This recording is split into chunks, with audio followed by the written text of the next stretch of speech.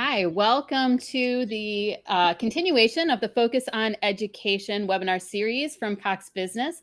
I'm your host, Carolyn Kane, and today we have a very special guest who is going to help us continue our conversation on the role of technology in education. So I'd like to introduce Dr. Monica Burns.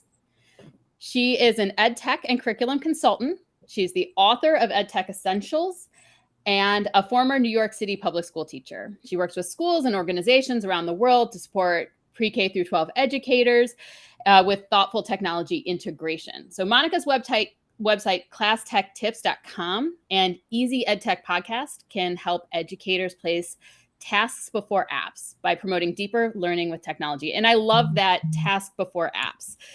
So welcome, Dr. Burns. Thank you so much for having me today.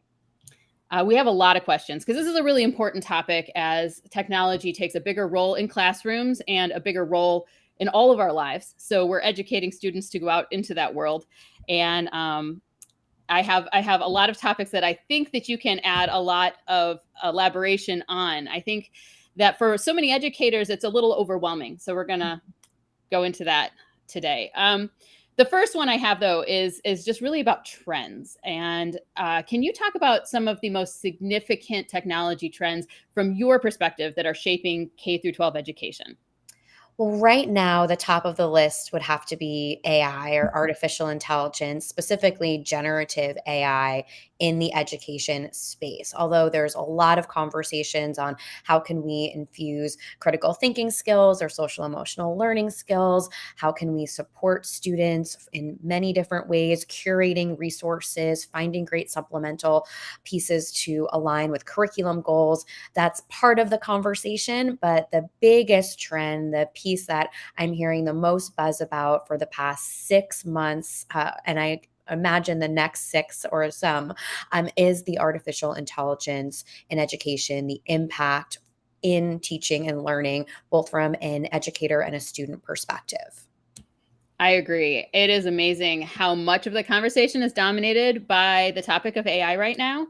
So I'm glad you brought that up because I think that there's a little bit of kind of a feeling of being overwhelmed by by AI. People are hearing about Chat GPT. So can you talk about that? You mentioned the impact that that's having on educators, and can you maybe talk a little bit about how they might be addressing that?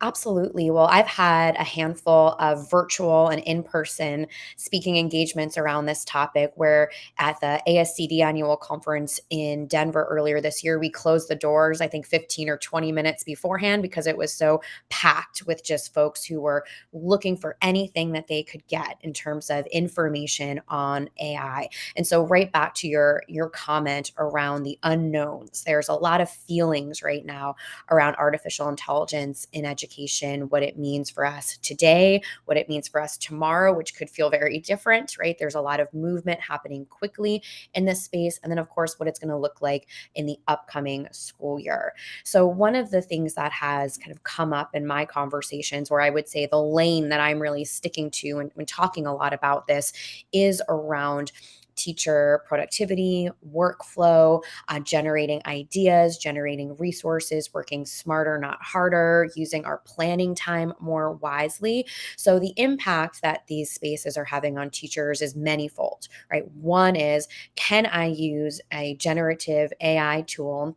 Maybe it's ChatGPT, maybe it's Bard, maybe it's an educator specific platform that's helping develop great questions for students or writing prompts that you can customize or tailor. So that's one area. Teachers are really thinking about it from that perspective, or maybe if they are thinking about AI, right? And then the other area is around what are the student uses, right? Are kids using this in the same way we might have an oh no hesitation? They're just going to Google every answer, 2 decades ago, right? Those same sort of feelings again, right? As well as the impact for what it means to prepare students for what goes outside of and beyond their classroom experience in terms of preparing them for the unknown, careers of the future.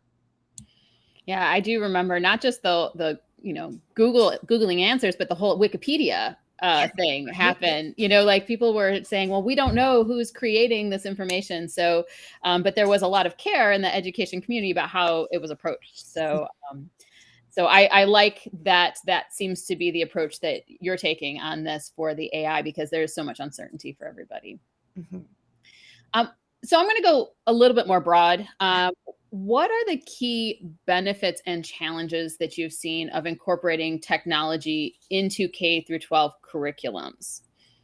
So one of the areas, that I speak a lot about are the essentials. Like how can we prioritize what we want to do in terms of spending our time with technology integration and making sure that we're making great choices to support teachers from a professional development lens, as well as students and preparing them for the future. So one of the big challenges is just choosing where to start, because like many large initiatives, there's a lot of areas that you could go in my book, Ed Tech Essentials, I talk about 10 of them. But one of the areas that my conversations with schools often start with are, what does it look like to curate resources? How can we use technology to assess in a deeper way? And I don't just mean asking more questions or organizing data on an Excel spreadsheet. Maybe that's part of it, right? The efficiency component is significant enough to mention here, but also hearing from more students, giving kids an opportunity to share their learning in more creative and authentic ways,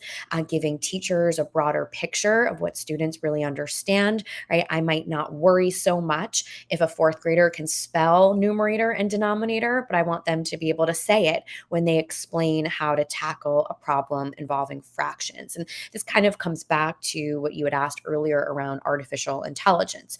If we're asking students to create a more authentic product of their learning, it's not just a plug and play response, right? But an opportunity to create something that demonstrates their learning, that can also address some of the concerns of the copy and paste, right, type of assessment, right? I'm making something I'm really proud of. It might mirror some of the content I consume online. So when it comes to some of the challenges, right, there's many in terms of where to start is one I know I'm often tackling in conversations with educators, but the benefits there are wide, whether it's hearing from more students, creating more authentic artifacts of their learning, and also getting kids excited about what is out there and available. As much as I love a great field trip and have taken students, and when I was a classroom teacher, on many throughout New York City where I was teaching, right, there's places we just couldn't go. And even having access to something like virtual field trips to open up the world to students is a key benefit. Yeah, and you were talking about, making these learning experiences authentic, and that kind of gets towards one of the areas I wanted to talk about, which is really personalizing the learning experience. Um, and so I feel like that creating authentic artifacts maybe is a part of that. But I've seen the benefit for my own daughter. She's in the sixth grade. When the learning experience feels less general and more personal. Can you talk about the role of technology to personalize it for students?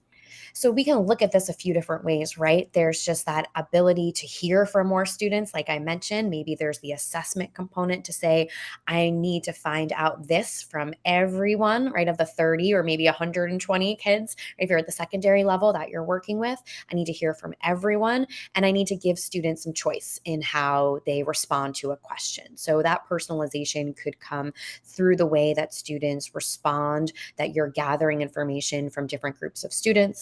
It could also include giving kids access to materials that connect right back to their interests, what they want to learn about, what they're most excited about. It might come right down to the foundation of the content or your curriculum goals, right? But building off upon that, right? That personalization could include pieces of what students' interests are. You might also find that part of that process is differentiating how students are moving through a unit of study or a project that they're working on. So, technology can be used to personalize these experiences by finding great resources to share with students, by engaging with students to figure out what it is that they need. So, whether that's formative assessment in the more traditional sense or an interest survey to see what kids are interested and excited about, but then the authenticity component too, right? If I know that someone needs a little more buy in, that they love consuming this type of medium, they love listening to podcasts, right? Here's an opportunity for them not to write an essay this time, but maybe create an audio-based content that also checks the boxes of figuring out what they need in order to move forward in their educational journey. So you actually kind of mentioned a few that I might kind of throw into this bucket of emerging technologies. I mean, we talked more about AI initially, but do you see any? Do you want to pull out any more emerging technologies that you see that will be more transformative in the near future? Well, one of the things that's been big in the news the past few weeks is the new headset from Oh Apple, yeah. right? Hmm. And that's an area that has been in the conversation, maybe not the front of the conversation, but in the Hmm. conversation for K-12 technology for several years, whether it's a Google Cardboard that you could get for $9 off Amazon and stick your Apple iPhone in to have a VR, simulated experience, or it's pulling up something great, say on Google Arts and Cultures, where kids can poke around and move in different directions, right? Or something where they have a tablet in their hand and some sort of trigger image below, and they can watch something pop off the page or off out of their hand itself, right? Depending on a VR or AR simulation. So those are two areas that have been in the conversation in education technology for some time now. But I'm interested to see, I'm watching closely, right? What it's going to mean for this type of consumer adoption, say of a headset, changing the conversation that we're having. I don't know that we're there right now or even right in a minute, but it's definitely on my radar in terms of an area that I know I do think will have a transformative impact on K-12 and higher ed education in the future. Yeah, it is. The relationship between the consumer adoption and the acceptance in schools is a really interesting one because sometimes you have an inverse relation where kids will learn something in schools and that actually will affect, how their parents and things are using the technology, and sometimes it's opposite. So that's some interesting things to keep track of in the near future.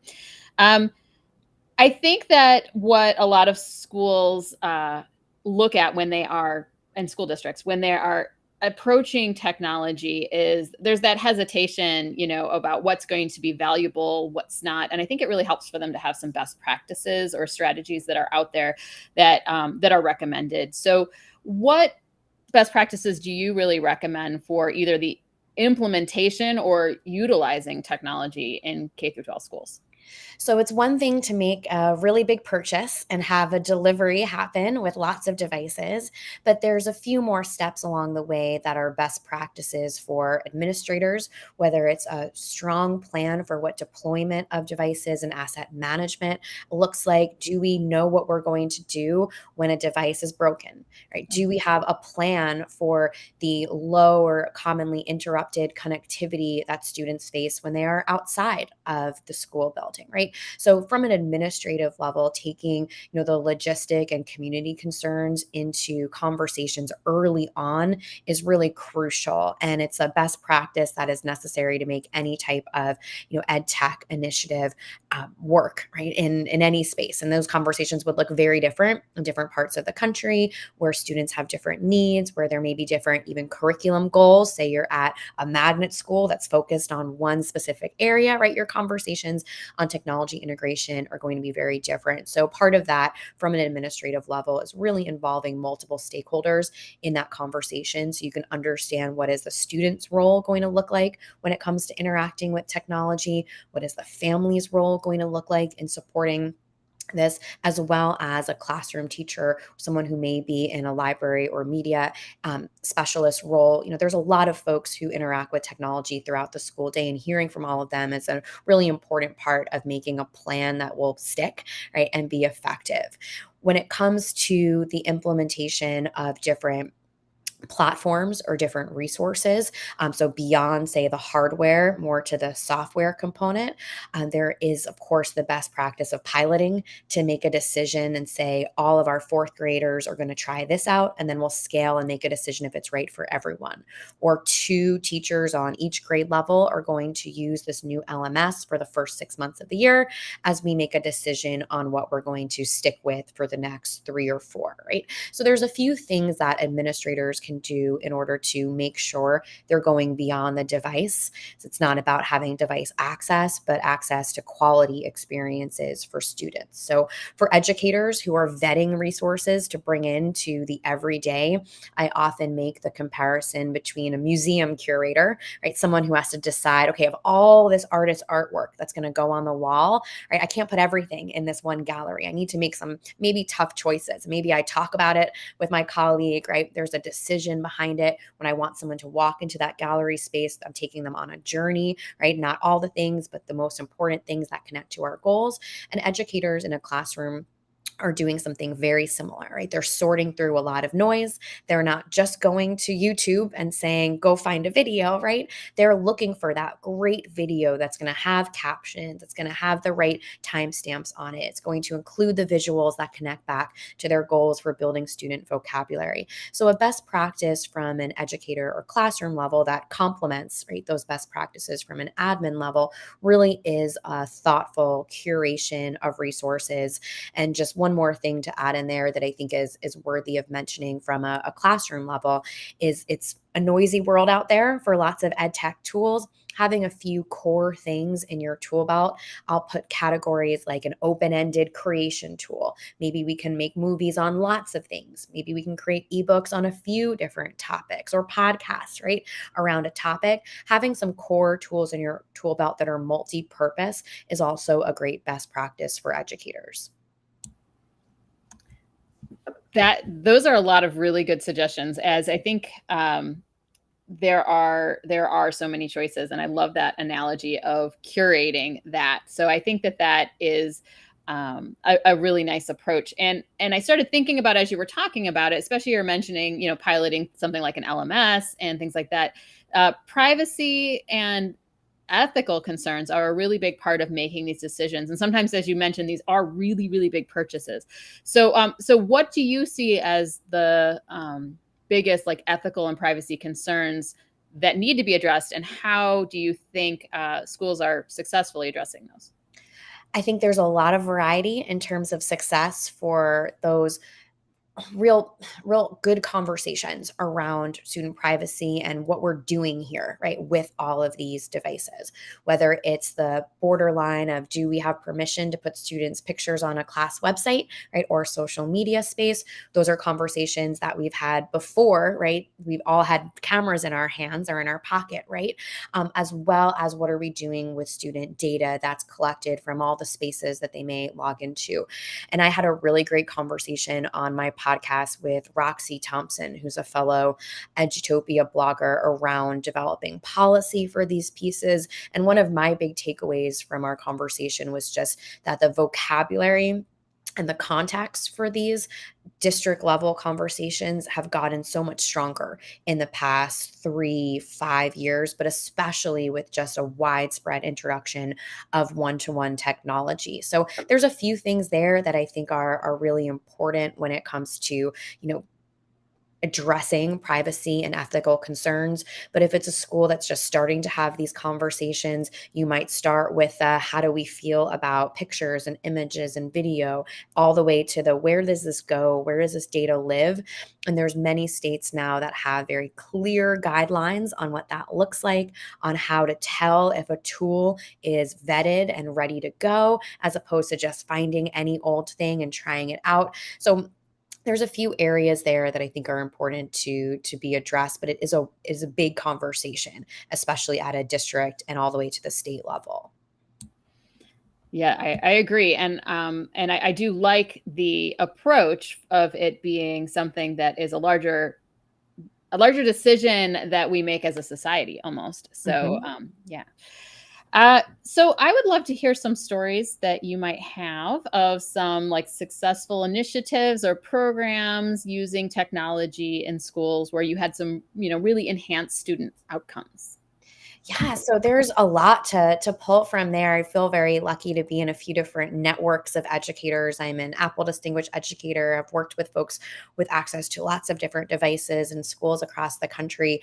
And so I've had the opportunity to observe lots of great programs, but also work side by side in classrooms now that I'm out of the classroom with educators who are making really great choices with the way they're utilizing different tools. And one of my favorite stories to share is a school that I worked with in New York, a little north of New York City, where they were looking to make the most of not just the devices that they had, but the time that they had with students in blended learning stations, giving them opportunities to use technology to enhance a traditional model that they had established already. And one of my favorite examples is a teacher that I worked with who was looking for ways to get kids talking about math. Right? They were consuming lots of Khan Academy style videos, and we talked about ways that kids could create their own video tutorials, something that she could use to get a window into their thinking, but also that they could share. Maybe they attach it to a QR code and then it goes into the textbook page, right? Or they share it with a classmate. And one of the conversations we had after her kids were trying it out was that they, were pushing back a bit. Like, why do I have to answer all these questions, right, on a sheet, right? And, I want to do this for homework instead of that worksheet for homework. And it really brought us together to say, how are you getting a full picture of student understanding? Is it the 30 multiple choice questions, or is it the two questions that kids unpacked really thoughtfully, right, in a few minutes over a video where you could see a visual and hear when they paused or when they hesitated? So those are the types of things that are really exciting to see in action, where we can take not just the delivery of the devices, but the connection to what our big goals are for student learning and give them an opportunity to get hands-on, make something they're proud of, but at the same time gives teachers great data that they can use to inform instruction. I have sort of seen this. I love the way you're talking about how, assessing that technology and how kids are using it is a big part of it, and assessing how valuable it is to them. Because I think I've seen this. I had a daughter in the third grade when the pandemic started. So, there was a lot of technology thrown at everybody at that time. And so could you talk about some of the pitfalls that you've seen of just an over reliance on technology, sometimes even just for technology's sake, and maybe how that can be avoided?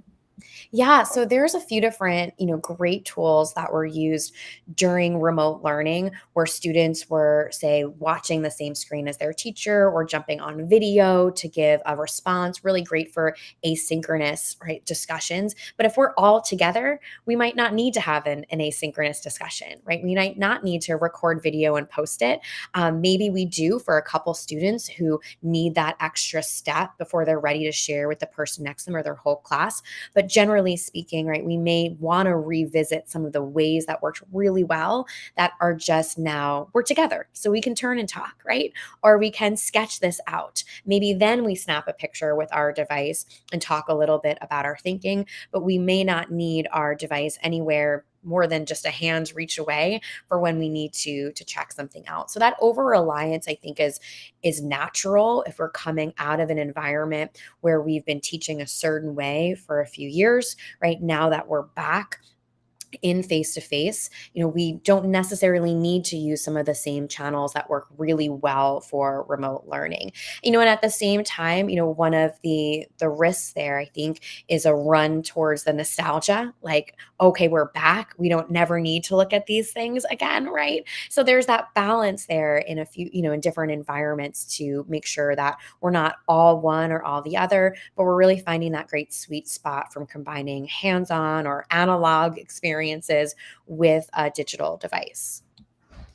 Yeah, I agree. And now having a sixth grader and in-person learning, I have to say the blend has worked well for us, especially a lot of our teachers are continuing to have classrooms online. So, when she's been sick, she can continue her learning. It's been really good, I think, to be able to bring that together.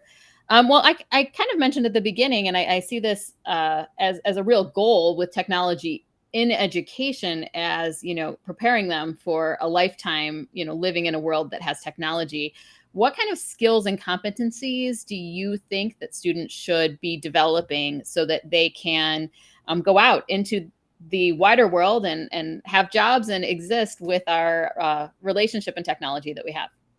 Well, one area that we've talked about before there were any type of access to devices in the way there are now is critical thinking, right? The critical thinking skills, we use when we pull something out of the refrigerator and say, "Is this still good?" And we have to use some different things around us to make a decision, right? We're thinking critically throughout the day, right, in academic and non-academic settings. But I think that skill of being able to evaluate, to analyze information that comes across and say, like, does all of this make sense, right? Can I trust this as a source, right? This isn't new to 2023, but I think it's going to continue to heighten as we look at the adoption of artificial intelligence in so many different parts of our lives. So the critical thinking skill, the ability to evaluate and decide whether something is a trusted resource and to understand, right, what attribution looks like. These AI adjacent pieces are high on my list of things I'm talking about with educators, especially this year.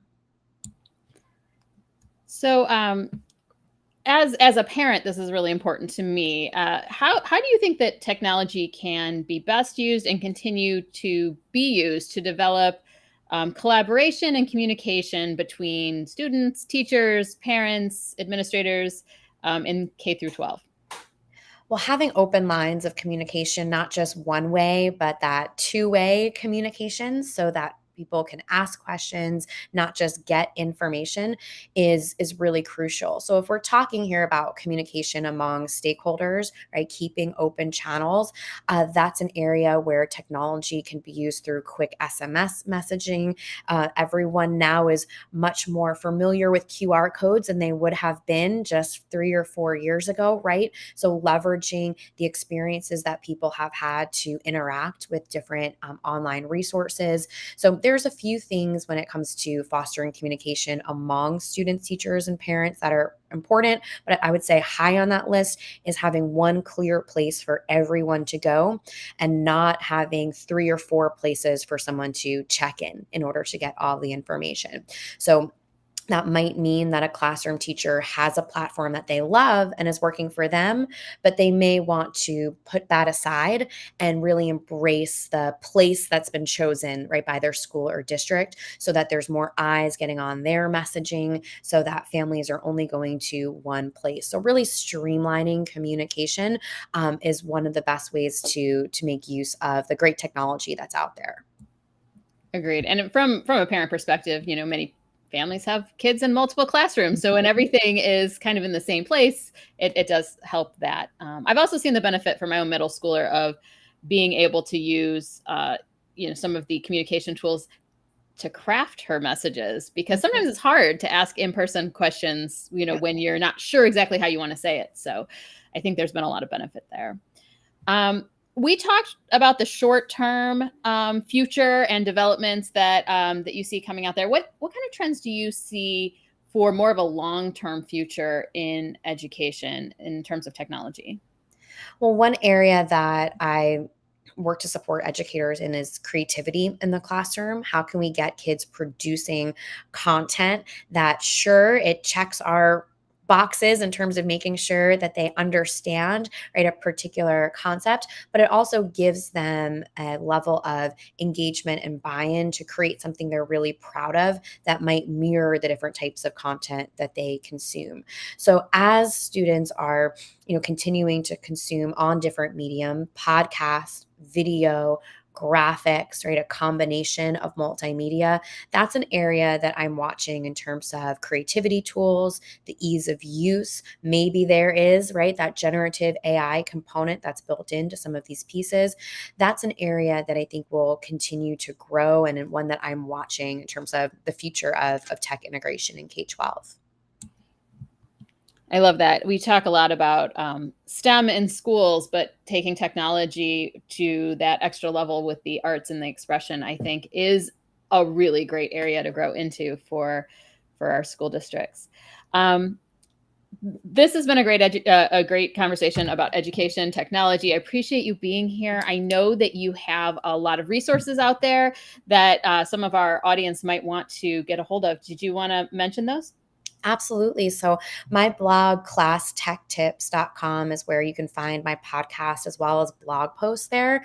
There's a free stuff section with some AI theme downloads and creativity theme downloads, as well as information on a few of my books. And then my podcast, the Easy EdTech podcast, has new episodes every Tuesday. We're about 4 years into the podcast already. And it's been a really fun way to share ideas and hear stories from educators in different parts of the world. That sounds great. I will definitely be checking that out. Thank you for joining us today.